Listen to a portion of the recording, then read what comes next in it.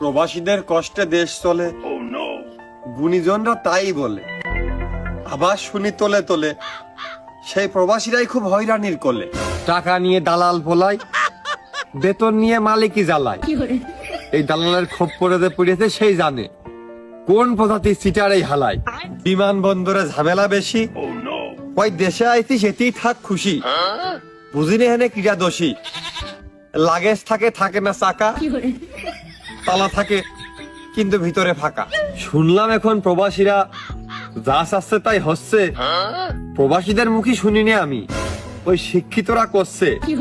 ওরা নাকি ভুলিয়ে দিয়েছে প্রবাসীদের সব ব্যথা। চলুন আজকে শুনে আসি প্রবাসীদের কথা। তো সুপ্রিয় দর্শক মন্ডলী, আমি আপনি সবাই জানি যে প্রবাসীরা আমাদের দেশের এই অর্থনীতিতে কি পরিমাণ ভূমিকা রাখে এবং রেখে চলেছে। তো নানা সময় প্রবাসীরা বিভিন্ন সমস্যার মুখে পড়ে, বিমানবন্দরে দালালের হাতে বিভিন্ন জায়গায় লেনদেন দিয়ে তাদের পরিবার দিয়ে। তো বর্তমানে শুনলাম প্রবাসীদের নাকি খুব সুখ হয়েছে, টাকার বিমানবন্দরে কোনো ঝামেলা নেই, কোনো জায়গায় কোনো ঝামেলা নেই, খুব সম্মান দেয়া হচ্ছে। তো চলুন এই কথাগুলো আসলে কি হচ্ছে প্রবাসীদের মুখ থেকেই শুনে আসি, কারণ আমরা মনেরটাই তাকে ভালোবাসি। তা আপনি দেশে আছেন কবে? ওই বেশ কিছুদিন হবে। তা সুন্দর মতন যে প্রবাস থেকে পরিশ্রম করিয়ে দেশে ফিরলেন, তো সব মিলিয়ে সবাই খুশি তো? আমি খুশি, আর আমি বাদে কেউ খুশি না। আপনি একজন রেমিটেন্স যোদ্ধা, জীবনের গুরুত্বপূর্ণ সময় আপনজনদেরকে ছেড়ে প্রবাসে কাটিয়ে আসলেন, দেশের অর্থনীতিতে এত বড় ভূমিকা রাখলেন। তা আপনি ছাড়া আর কেউ খুশি না কে? ওই আমরা দেশে থাকলে তো ইনকাম বন্ধ হয়ে যায়। আমরা তো মানুষ না, আমরা টাকার মেশিন। ও তা ওই আর যেটাই হোক, মানে আপনার বাড়ির লোক, আপনজন, পরিবার যাদের সুখের জন্য আপনার যাওয়া, তারা তো খুশি। কই তারা খুশি? তারাই তো কম খুশি। তারা শুধু কয় আরো 2 বছর থেকে আসতে। তাহলে থেকেই আসতেন। তাহলে একবার হনেই মরতাম। মরে গেলি এ দেশে কত খরচ, মিলাদ দিয়া দি, অমুক তমুক আন্তি খরচ। মনে থাকলে খরচ বাইসে গেল। চাচা তো ভালোই দেরি আছে। তা চাচা, এই যে আপনারা প্রবাসীরা, আপনাকে নাকি অতিথি বিভিন্ন ধরনের সমস্যার মুখে আপনারা পড়েছেন, এগুলো কি সত্যি? তুমি যাও কোনো এক জায়গায় যাইয়ে 1-5 বছর থেকে আসো, জাতি আসতি আর মোদি কতটুক নুরানীতি হয় যাইয়েই দেখো। ওই আপনার মুখেতে আমরা শুনতে চাই আপনি ঘুরে এসেছেন। তা আমি ঘুরে এসে কই গেলে তো ওই 5 বছর দেরি হয়ে যাচ্ছে। 5 বছর পরে আর দেখা যাচ্ছে মানুষের এরপরে কোনো ইন্টারেস্ট নেই। তাই আমি আপনার অভিজ্ঞতাই শুনতে চাচ্ছি। বিদেশ যাওয়া নিয়ে কিছু হোক আর না হোক বাপু, নেটা খুব হয়। কি নেটা, মানে কিরাম নেটা হয়?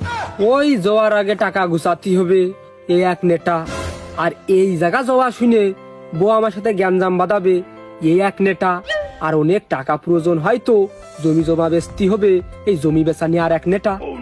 আর তারপর কয়দিন পাসপোর্ট অফিসে ঘুরতে হবে, আবার ভিসা লাগাতে হলে ওই দালালের পিছনে কয়দিন ঘুরতে হবে, আবার এয়ারপোর্টে যেয়ে বসে থাকতে হবে। এই দেশেই তো এই তামাই। এই ডিগনেটা বিদেশ জাতি হলি? আরে বাপু দাঁড়া, এখনো তো বাংলাদেশে এখনো তো বিমান থামাতে যায়নি। তো তাহলে কি পরে আরো নেটা আছে? আরে বাপু, নেটা তো কেবল শুরু। ওই দেশে গেলাম, থাকবো কোনে, খাবো কি, কাজ পাবো কি পাবো না, যে মালিকি ধরে গেলাম সে তারই খোঁজ থাকে না। আরো বড় নেটা হচ্ছে ওই বাড়িতে টাকা নিয়ে সেই টাকাগুলো নিয়ে শ্রাদ্ধ করা, আর এই দেশের মানুষের কাছে গালাগালি শোনা, কয় যে বাল ছেড়তে গেছে। এত কষ্ট করে আপনজন বউ ছেলে পেলে ছুঁয়ে যাইয়ে তারপরেও এই কথা শুনতে হয়, কি তো সমস্যা? ওরে দাঁড়া, এখনো হয়নি। ওই দেশে এক কাজের নাম কইয়ে নিয়ে যাইয়ে আর এক কাজ দেয়, কয় যে রেস্টুরেন্টের কাজ, ওখানে হয়ে যায় বাথরুম সাফ করা কাজ।